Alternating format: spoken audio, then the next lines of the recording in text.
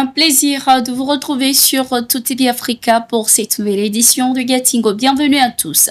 La France ne reconnaît pas pour l'heure, tout comme la CEDEAO, le passeport de la Confédération Alliance des États du Sahel, AES. Ce rejet constitue un défi de taille pour les populations des trois pays concernés.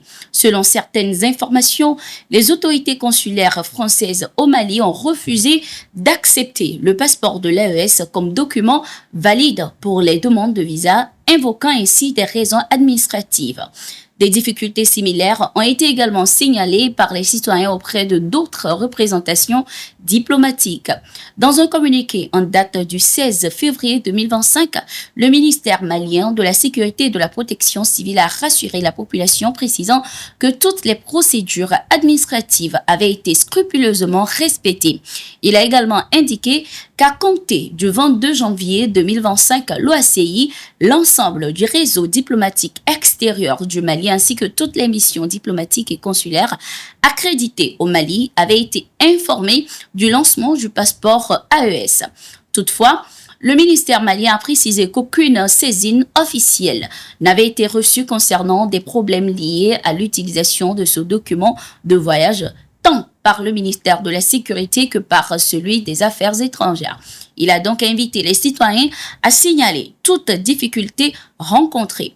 En outre, le ministère a indiqué qu'il poursuivait ses interactions avec certains partenaires pour ainsi aborder des questions spécifiques liées à leurs procédures internes et exigences particulières.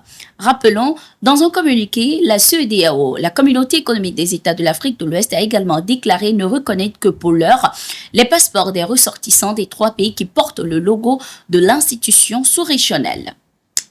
Au Mali, Osama Abou Anes, un chef terroriste, a été neutralisé, ainsi que 4 de ses compagnons ce 15 février 2025 dans la localité de Gossi, située dans la région de Gao. Ce chef terroriste, recherché activement, était le principal coordinateur logistique des groupes terroristes opérant entre Gourma et le Haoussa. Selon un communiqué de l'état-major général des armées, au cours de cette opération, des équipements militaires, un pick-up ainsi que du matériel destiné à la fabrication d'engins explosifs improvisés ont été récupérés par les forces armées maliennes. Dans cette édition également, nous revenons sur les importants changements opérés à la tête de l'Union africaine lors du 38e sommet qui s'est tenu les 15 et 16 février 2025 en Éthiopie. Le sommet a été marqué par l'élection du ministre des Affaires étrangères djiboutien Mahmoud Ali Youssouf à la présidence de la Commission de l'Union africaine, succédant ainsi au président tchadien Moussa Faki Mahamat.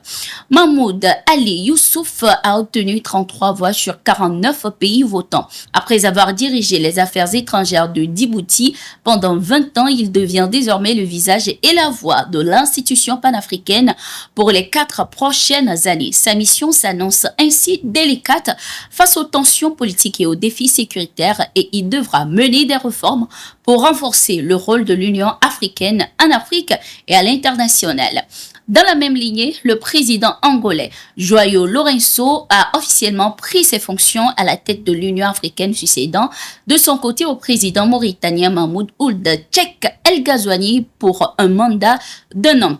Il devient ainsi le 4e dirigeant d'Afrique australe à présider l'organisation depuis sa création en 2002. Rappelons, au cours de ce 38e sommet, les discussions ont notamment porté sur la guerre en République démocratique du Congo et au Soudan. Également, le conflit continue à l'est de la République démocratique du Congo. Selon les dernières informations, le groupe rebelle M23 a pris le contrôle de Bukavu, la deuxième grande ville à l'est du pays. Le M23 a pénétré presque sans résistance dans les quartiers périphériques du nord-ouest de la ville après avoir pris l'aéroport de Kavumu. Des échanges de tirs ont été signalés ainsi que des actes de pillage. Cet événement intervient alors que la présidence congolaise a annoncé dans la nuit de samedi à dimanche que la ville de Bukavu, bien qu'ayant été brièvement envahie par les rebelles, est désormais sous le contrôle de l'armée congolaise et des forces Wazalendo. Le gouvernement congolais a également invité la population de Bukavu à rester chez elle et à éviter de s'exposer afin de ne pas devenir une cible des forces d'occupation. Nous terminons cette édition de Gatingo avec le Togo où le parti au pouvoir, l'Union pour la République Unir, a largement remporté les premières élections sénatoriales de l'histoire du pays qui ont eu lieu le 15 février 2025. Le parti a remporté 34 des 41 sièges disponibles.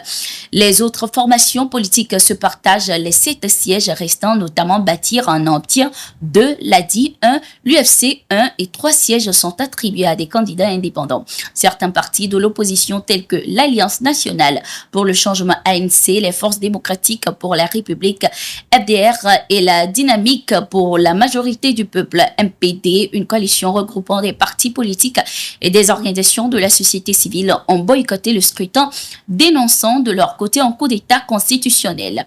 Il convient de noter que la mise en place du Sénat constitue la dernière étape avant la mise en application de la nouvelle constitution promulguée en mai. Elle marque ainsi une transition vers un régime parlementaire. C'était tout pour cette édition. Merci d'être resté avec nous. Nous sommes en continu sur nos différentes plateformes.